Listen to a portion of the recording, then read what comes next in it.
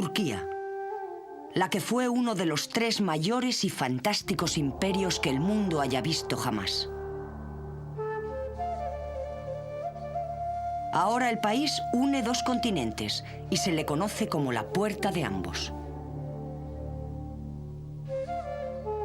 Las ruinas de su esplendoroso pasado se extienden junto a tiendas y hoteles modernos. Los edificios de influencia occidental ocultan el esplendor de un imperio que duró alrededor de 600 años. Un imperio que se basaba en la conquista y la expansión y que se conocía en aquel tiempo como el terror del mundo. El Imperio Otomano.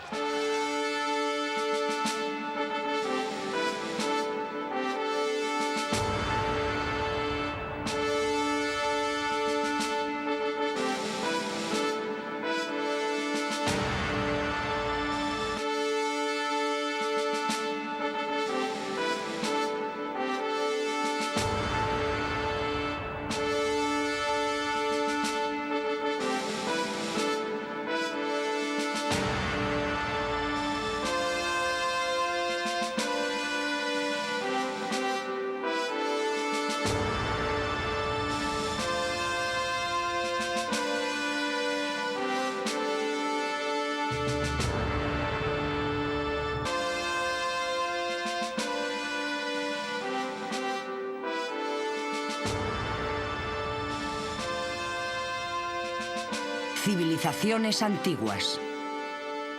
El Imperio Otomano.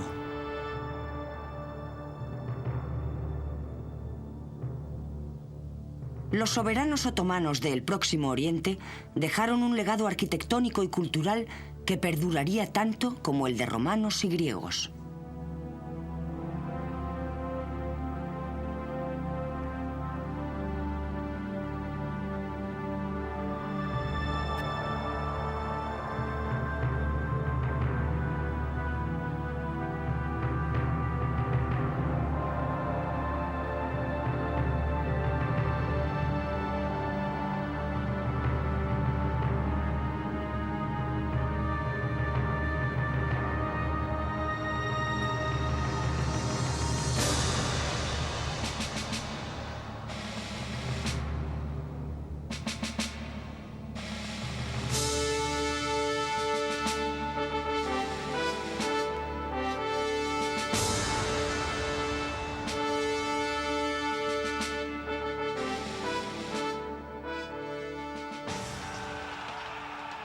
El pintoresco reino de los otomanos abarcó periodos de conflicto como las cruzadas.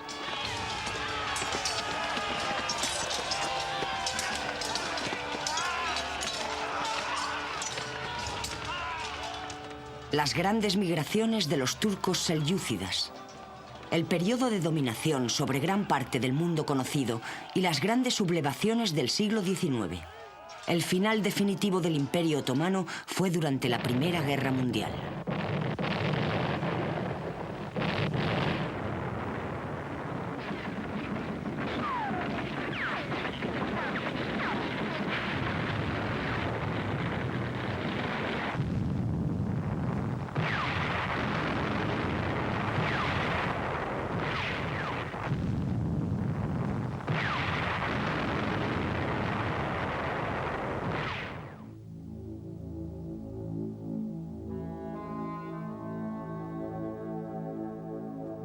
Pero antes de que los pueblos otomanos alcanzaran importancia, existieron grandes civilizaciones en la región conocida hoy como Turquía.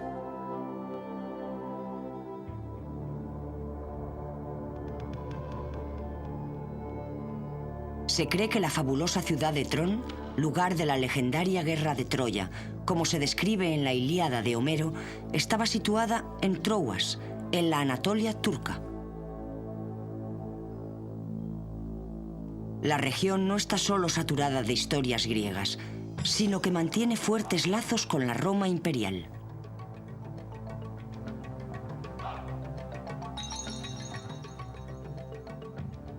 Tras dividirse el Imperio Romano en Oriente y Occidente, en el tercer siglo después de Cristo, el emperador Constantino fundó Constantinopla, hoy Estambul, donde estaba la antigua Bizancio. Y cuando Roma cayó en el año 476 después de Cristo, la ciudad heredó su hegemonía como capital del Imperio Bizantino.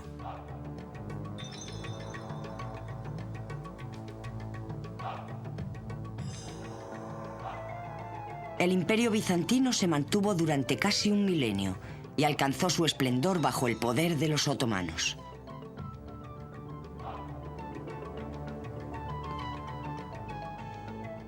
El Estado otomano fue fundado por Osmán I Gazi, que gobernó sobre un pequeño estado fronterizo en la Anatolia occidental durante el primer cuarto del siglo XIV. El origen de este estado se encontraba en las estepas de Asia Central, donde vivían las tribus nómadas de Turkamán.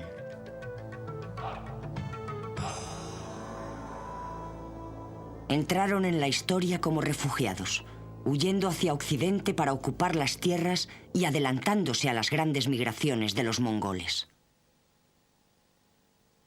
La tribu Kayí, que dio lugar al Imperio Otomano, era solo una de esas tribus guerreras que huían de Turquistán hacia Asia Menor, pero fue la que triunfaría y gobernaría sin interrupción durante los siguientes 600 años. El arquetipo clásico de formación era el de un estado gazi. Era un estado fundado y extendido por los gazis que luchaban por la fe islámica en las fronteras del mundo islámico y contra el cristianismo. Por otra parte, yo no diría que los otomanos creían en sí mismos, pero puede decirse con certeza que tenían la habilidad de aprovecharse de las divisiones de sus vecinos, especialmente en el periodo de formación, en los siglos XIV y XV. Al principio ocuparon una posición central. Por un lado, contra otros turcos a su retaguardia, y por otro lado, contra unos Balcanes política y socialmente fragmentados. Es decir, el mundo medieval balcánico. Conquistaron los Balcanes en el siglo XV, no en calidad de conquistadores musulmanes, sino como un grupo más de los que entraban en el gran juego de relaciones políticas de los Balcanes. Es un gran error mirar el pasado desde la perspectiva del siglo XX. Por un lado los otomanos y los turcos, y los serbios y los gobernantes bosnios por el otro. Los soberanos serbios de este periodo se emparentaron con la dinastía otomana, formaron alianzas con ellos para reforzar sus propias posiciones, pero al final fueron superados por mejores jugadores y elementos más potentes. Después de 1453 tenemos ya el clásico y casi universal imperio islámico formándose a sí mismo. La vida de estas tribus gazi se basaba en la guerra y en el pillaje. Y después de asaltar el importante centro musulmán de Bagdad, en el año 1055 después de Cristo, avanzaron por la Anatolia oriental, invadiendo territorios pertenecientes al poderoso imperio bizantino. A mediados del siglo XIII, Anatolia oriental estaba casi por completo en manos de los gazi turcos.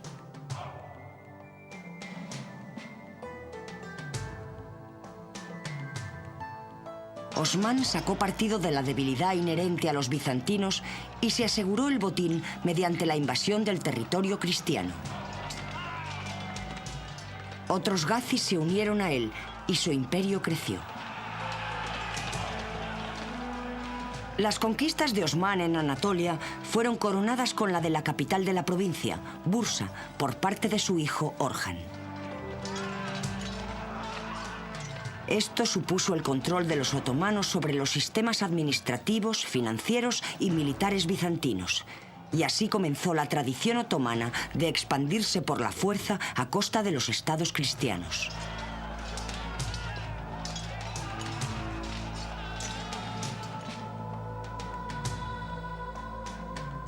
Hacia el año 1400, como resultado de las conquistas otomanas, solamente Macedonia y Tracia estaban directamente bajo gobierno bizantino, y el propio imperio se había convertido en un vasallo otomano.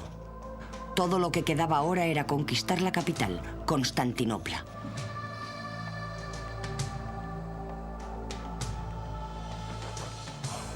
La transformación del Principado otomano en un vasto imperio que cubría Europa suroriental, Anatolia y el mundo árabe se llevó a cabo en 3 significativas campañas, entre los siglos XIV y XVI. La más importante de las cuales fue el saqueo de Constantinopla en 1453.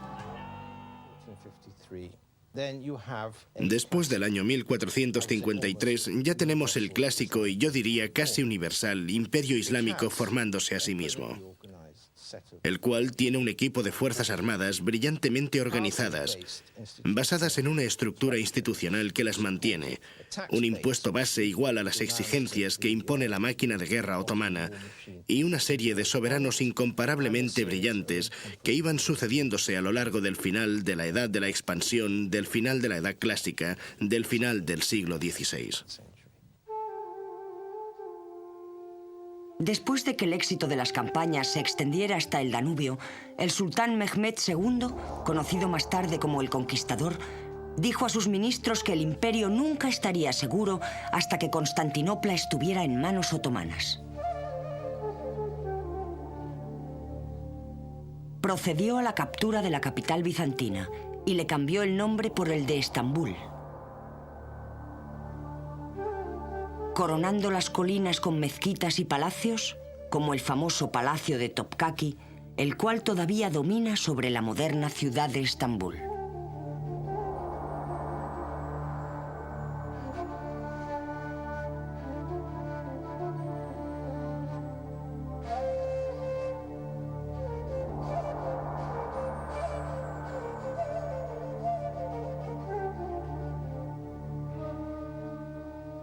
La captura por parte de los otomanos de la primera capital bizantina infundió terror y desconfianza a la Europa cristiana. El Islam tenía ahora un pie en Europa y otro en Asia. Las conquistas posteriores al siglo XVI significaron el avance del imperio en el territorio cristiano, hasta alcanzar su apogeo bajo Solimán el Magnífico. Los logros del Imperio Otomano fueron enormes. Poseían el ejército más organizado, equipado y eficiente de aquel tiempo, lo que les llevó a la expansión del Estado. Era el imperio más poderoso de su época.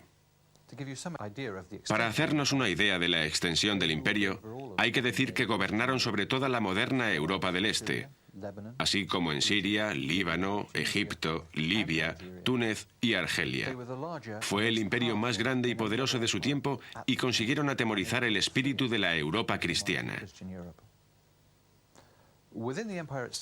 En tiempos de Solimán, el imperio en sí mismo era el estado más avanzado del mundo. Las ciudades eran grandes, tenían buen alcantarillado, bibliotecas, universidades, y el Estado estaba organizado. La burocracia era sólida y organizó con eficiencia una población de más de 20 millones de personas, lo cual era mucho para el siglo XVI. En el Imperio Otomano había muy pocas sublevaciones y era relativamente estable.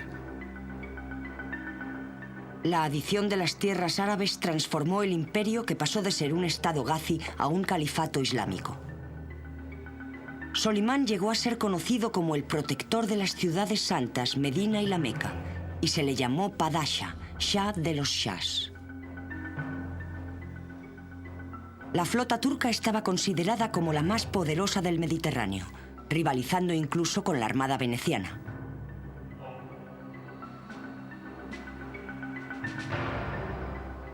Dos siglos de conquistas y expansiones continuas transformaron el Imperio Otomano en el mayor de su época.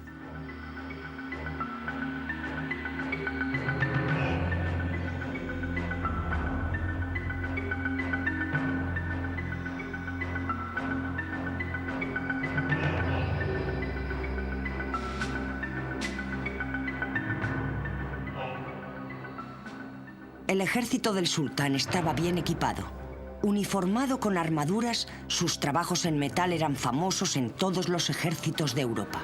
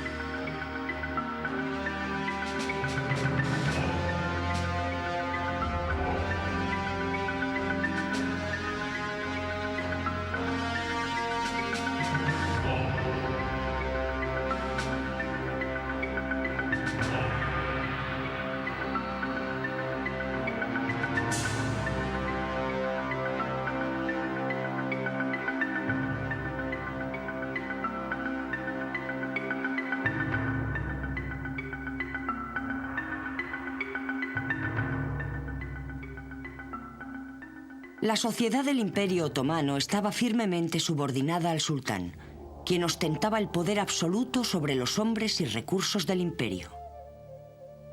Toda la autoridad suprema residía en un solo hombre. La sucesión en el Imperio Otomano era inusual, ya que ésta no recaía necesariamente sobre el primogénito, sino que tal elección era una decisión divina.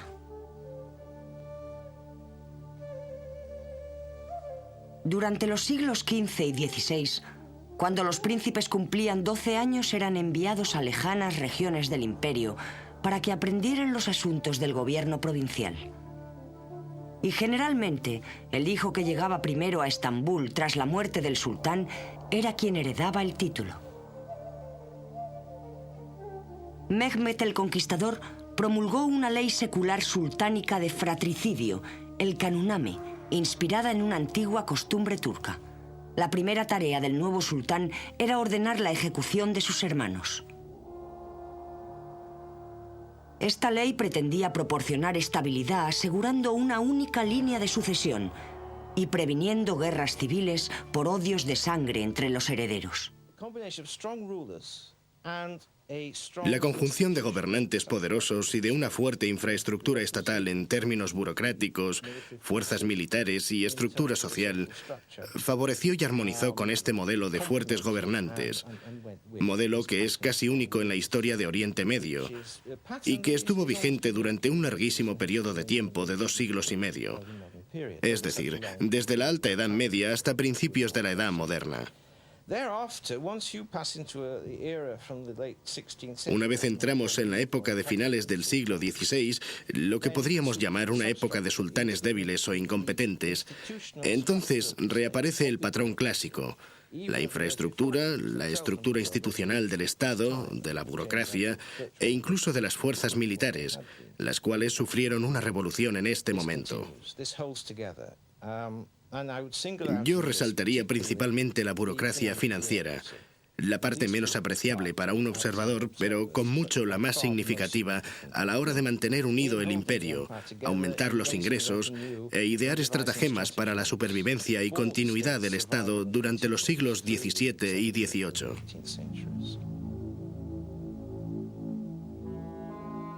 La sociedad otomana estaba dividida en clases claramente definidas. Y en pocas palabras podemos señalar 2 grandes grupos, los gobernantes y los gobernados.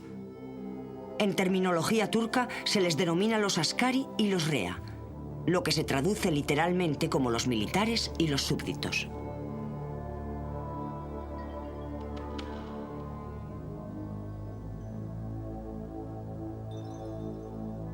La espina dorsal de los askari estaba formada por los deushomi, jóvenes campesinos cristianos recogidos de los pueblos del imperio a modo de impuesto. Llevados al palacio de Topkaki en Estambul, sin poder volver a ver a sus familias, los muchachos sufrían un entrenamiento largo y arduo, bajo una estricta disciplina. La educación implicaba la conversión a la fe islámica, saber leer y escribir en turco, árabe y persa. Y lo más importante de todo, una completa obediencia y lealtad al sultán. Esto era absolutamente primordial, y todos los deushomi aprendían que la bendición más grande que podían recibir era morir al servicio del sultán. Los deushomi crearon un cuerpo profesional de hombres altamente preparados y leales, que carecían de todo lazo familiar. Dedicados al servicio del sultán y a pesar de su categoría de esclavos, disfrutaban de una inmensa riqueza y poder como élite de la clase gobernante otomana.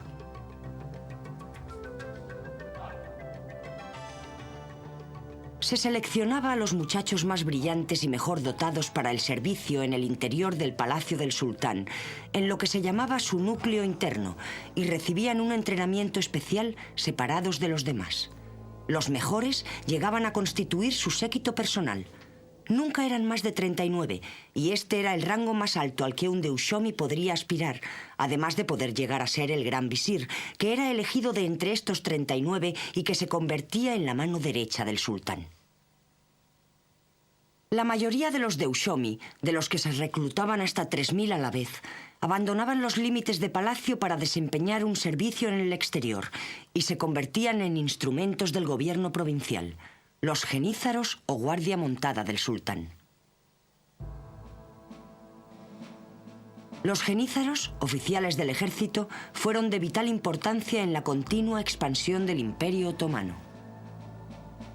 En un principio se creó este cuerpo con los prisioneros de guerra del sultán, que habían sido capturados en la toma de Adrianópolis en 1369 y se convirtieron en la base del ejército otomano.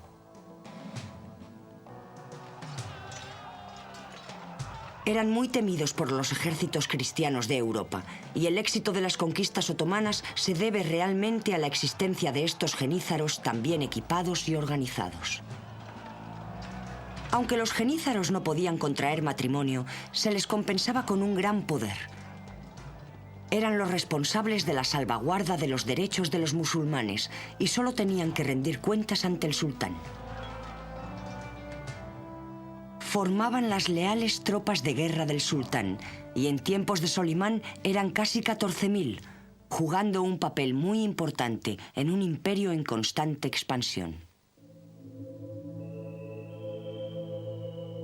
Para aquellos musulmanes de nacimiento, el único camino hacia la clase gobernante de los askari era convertirse en un miembro de la ulima, la institución de los sabios. La ulima la constituía un grupo de hombres doctos, educados en instituciones musulmanas, y de allí salían los eruditos, profesores, abogados y jueces del Imperio Otomano. Su trabajo consistía en propagar por el imperio la fe islámica y hacer cumplir las leyes y enseñanzas religiosas. Ser miembro de la ulima conllevaba la ventaja fiscal de estar exento de impuestos, pero no tenían la misma autoridad y prestigio que los genízaros.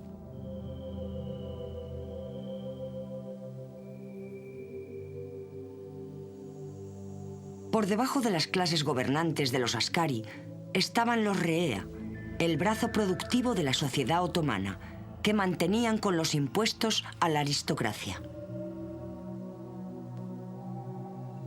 Concretamente, los reea eran los musulmanes que pagaban los impuestos y eran despreciados por los askari.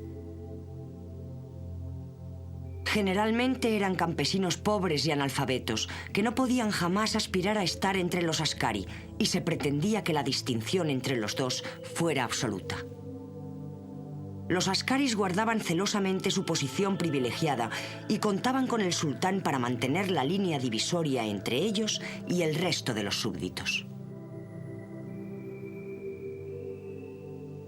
Así se separó claramente a los reea de los askari mediante leyes que regulaban su vestimenta y mediante la prohibición de que los reea montaran a caballo o llevaran espadas.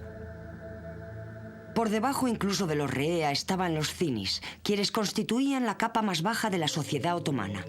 Eran campesinos no musulmanes o nómadas errantes y económicamente estaban en mayor desventaja, ya que soportaban impuestos adicionales.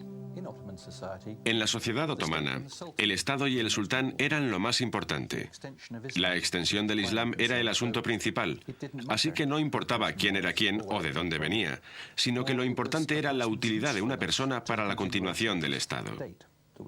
Así que los miembros del ejército eran importantes porque defendían el imperio y lo extendían siempre más allá. Incluso el campesino era importante porque proporcionaba alimentos. No importaba que fuera simplemente un campesino, y no importaba la religión que uno tuviera, con tal de que no contraviniera directamente la fe musulmana.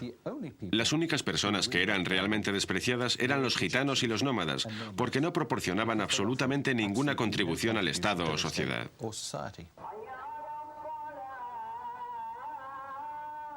La religión era un aspecto importante de la vida otomana.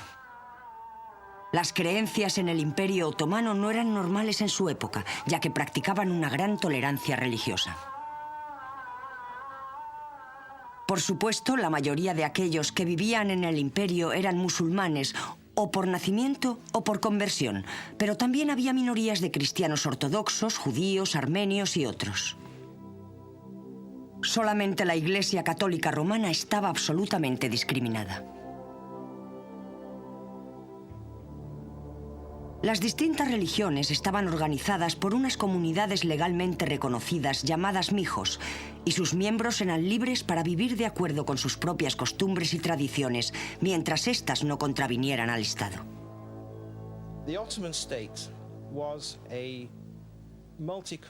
El Estado otomano era multiconfesional y multiétnico. La religión de la dinastía de la clase gobernante era el Islam, aunque en los inicios de la historia el Estado tendía a veces hacia la heterodoxia, la cual fue más tarde rechazada con firmeza. La población estaba totalmente mezclada. No hay duda de que en los primeros 150 años del imperio, la mayoría de la población no era musulmana, especialmente en los Balcanes. Más tarde, a través de la migración, la conversión y especialmente la conquista de las así llamadas provincias árabes, Egipto, Siria y más tarde Irak, la balanza se inclinaba mucho más hacia el componente musulmán del imperio, demográficamente hablando.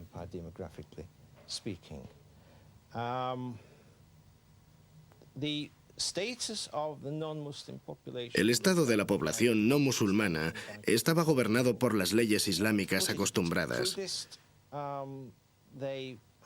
Para ponérselo más difícil, tenían ciertas desventajas que afectaban a su situación tributaria, su posición social o su incapacidad para casarse.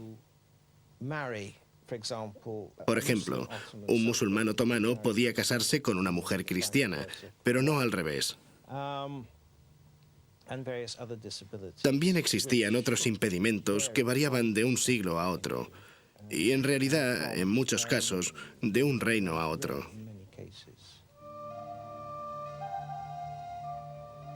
De todos modos, a pesar de esta indulgencia religiosa, la fe islámica estaba fielmente protegida en el imperio por la Sharia, la ley islámica sagrada.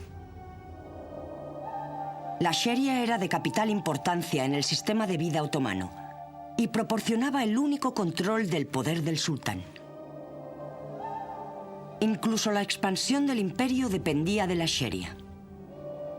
El Corán establecía que tenían el derecho sagrado de extender el territorio musulmán por las tierras no musulmanas.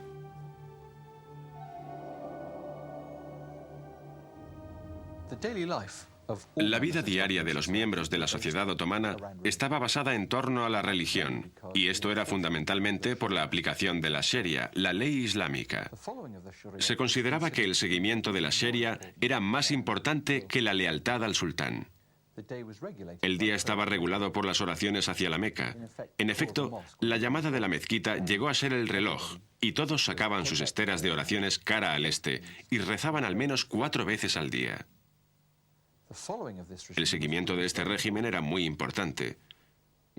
Sin embargo, debe recordarse que no todos los habitantes del Imperio Otomano eran musulmanes, y había una tolerancia considerable hacia los no musulmanes. Desde luego, las enseñanzas de la ulima intentaban convertir a la mayor cantidad de población posible al Islam.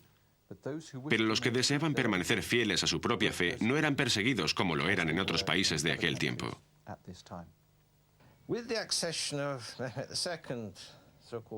Con la llegada del segundo conquistador en 1451, podemos empezar a hablar de un absolutismo sultánico. Aunque incluso allí, a pesar del poder del soberano, de su absoluto poder sobre su propia casa, hombres y sirvientes, y a pesar de su incontestado papel como soberano del Estado,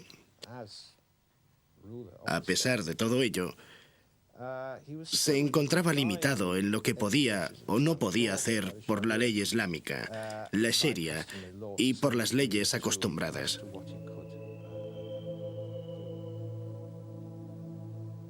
La vida familiar en el alto periodo turco, que abarcó desde 1453 hasta 1600, era sencilla.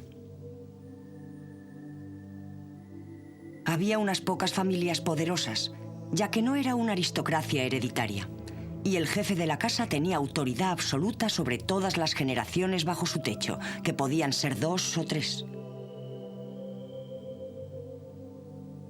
Nadie en la familia podía comer con el jefe de la casa, a menos que estuviese invitado, y nadie podía dar un bocado hasta que él no hubiese empezado. Ni siquiera sus hijos podían sentarse en la misma habitación que él sin su permiso. Este respeto por los mayores era muy importante en la sociedad otomana, hasta el punto de que la desobediencia a los padres estaba considerada como un crimen similar al del asesinato o la deserción. La madre gobernaba sobre las mujeres de la familia y los hijos varones hasta su circuncisión, que generalmente era a los 7 años.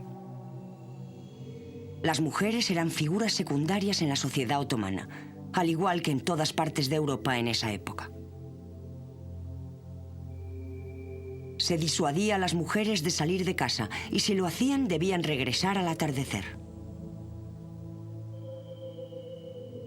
Corría a cargo de la madre el organizar la boda de su hijo varón.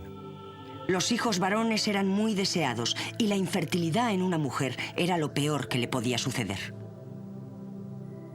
La madre concertaba la boda de su hijo yendo a casa de la futura novia y si ella estaba de acuerdo, hablaba con la madre de la muchacha sobre el porvenir. Esta última raramente ponía alguna objeción, ya que se alegraba de poder casar a su hija lo antes posible, puesto que era algo deseado desde el momento de su nacimiento. Las muchachas se casaban generalmente a los 12 años.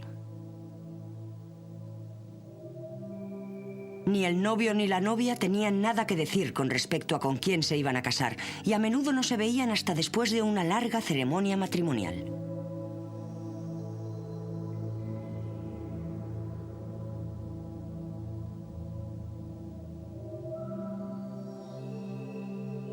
En la sociedad otomana, los hombres podían tener hasta 4 mujeres a la vez, y concubinas, siempre que las mantuvieran en casas separadas, mientras que las mujeres solamente podían tener un marido. Del mismo modo, un hombre podía divorciarse de su mujer con el simple comentario, «Me divorcio de ti».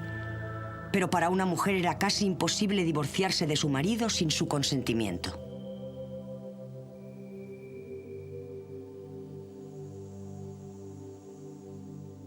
Los hombres del Imperio Otomano llevaban una vestimenta muy elaborada. Consistía en unos pantalones bombachos con una camisa y un dolmen, un fajín alrededor de la cintura. Y si era rico, un caftán con calcetines de piel, zapatillas y un turbante. La barba no era obligatoria, pero la mayoría de los hombres de aquel tiempo la llevaban. La vestimenta de las mujeres venía determinada por su posición social.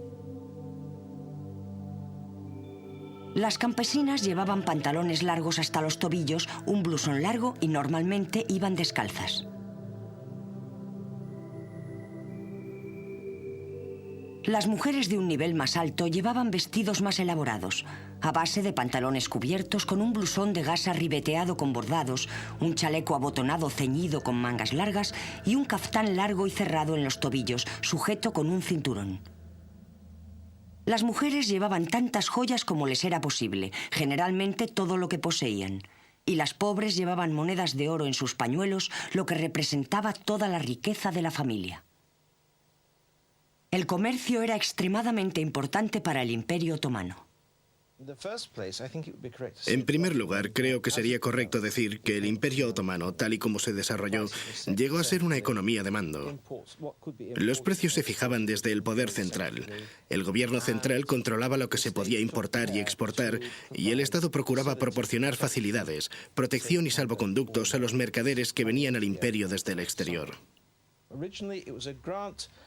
Al principio, lo que fue una concesión de privilegios por parte del sultán hacia lo que se consideraba como elementos externos más débiles e inferiores, fue lo que introdujo mercancías necesarias para el comercio, por ejemplo, plomo y estaño de Inglaterra, que eran muy valiosos para los otomanos como munición para la guerra que mantenían en Europa central.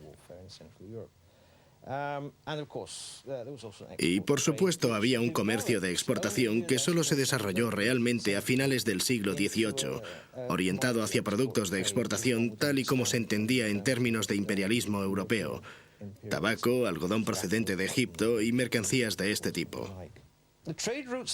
Las propias rutas comerciales eran antiguas rutas preotomanas, y dentro del vasto imperio otomano, las principales rutas comerciales iban desde Estambul, a través de Anatolia, hacia Persia y el lejano Oriente. En los Balcanes, desde Estambul hasta la costa occidental del Mar Negro y hacia Polonia y Crimea. Las rutas mercantiles rodeaban el mar Egeo y llegaban hasta las tierras eslavas. En el Mediterráneo, llegaban concretamente hasta Venecia. Las excelentes relaciones entre el Imperio Otomano y Venecia fueron de una importancia significativa. La conquista de los Balcanes abrió nuevas rutas terrestres para la importación de productos de Europa, mientras que los artículos de lujo como algodones, sedas, especias, arroz, azúcar y jabón se importaban desde Oriente. El emplazamiento turco en la ruta de la seda hacia China significó el auge de la industria textil, y todavía hoy el país sigue siendo famoso por su producción de alfombras. La fabricación de alfombras comenzó como una artesanía popular, pero evolucionó convirtiéndose en una técnica artesana altamente desarrollada. A medida que se hacían mayores intercambios culturales entre las ciudades y el imperio se expandía por el Azerbaiyán y Egipto, los tejedores turcos fueron adoptando nuevos colores y técnicas. El tinte vegetal rojo de Persia daría a las alfombras turcas su color característico y se convirtió en un secreto arduamente guardado. Pero fue la combinación de los adornos de nudo persa, la sedosa lana egipcia y los modelos tradicionales turcos lo que configurarán la manifestación más refinada del arte otomano. Los modelos de las alfombras incluían hojas, rosetones, zarcillos y flores naturalistas.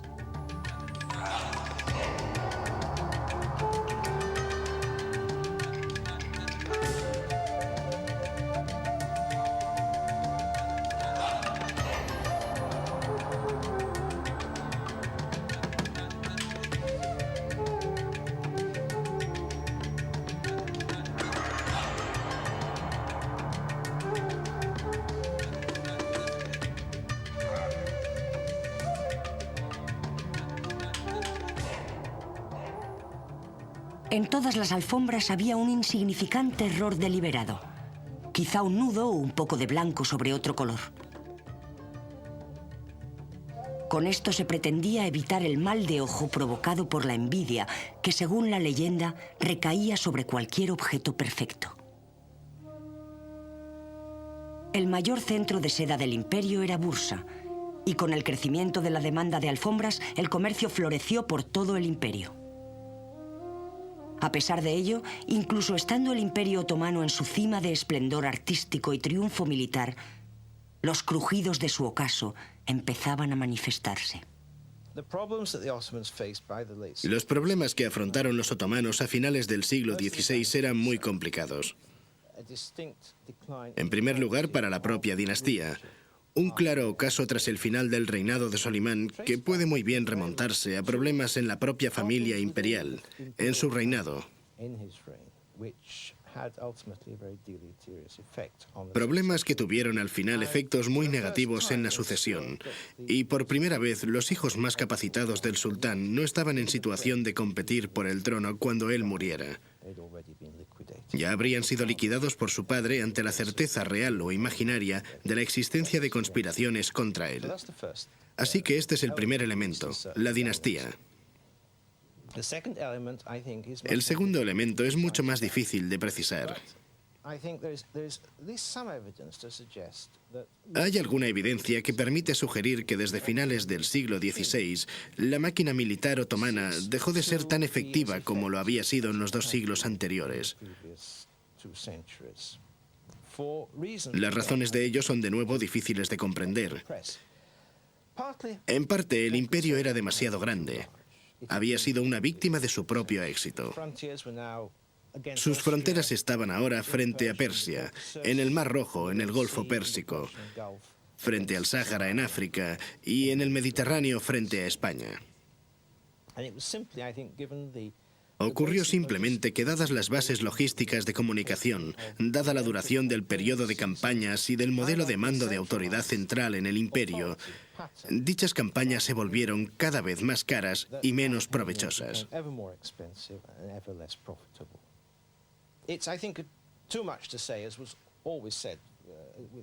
El influjo de la plata española procedente del Nuevo Mundo, que se introducía en la economía otomana de finales del siglo XVI, tuvo de hecho un efecto de inflación que arruinó toda la estructura gubernamental. El apture, la moneda básica de cambio, que había existido más o menos sin modificaciones de peso desde 1300 hasta 1566, empezó a depreciarse y rebajarse. La plata extranjera entró a raudales. Al final, el dólar alemán resultó un artículo de importación muy importante.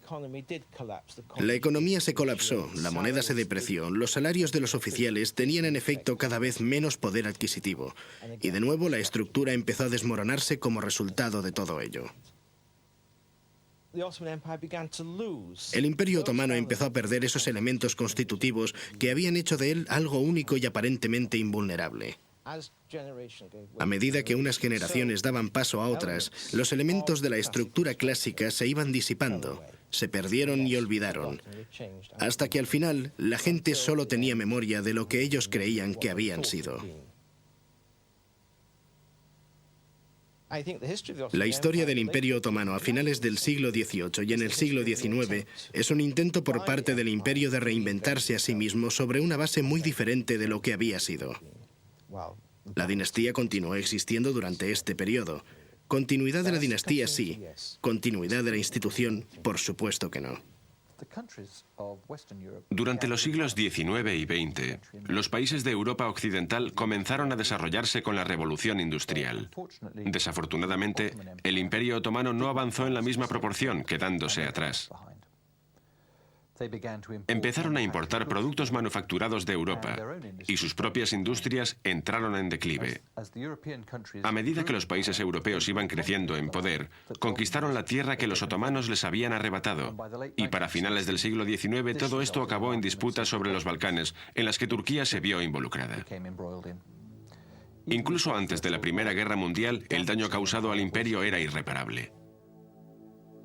La llegada del siglo XIX y la devastación de la Primera Guerra Mundial causaron el derrumbamiento del Imperio Otomano.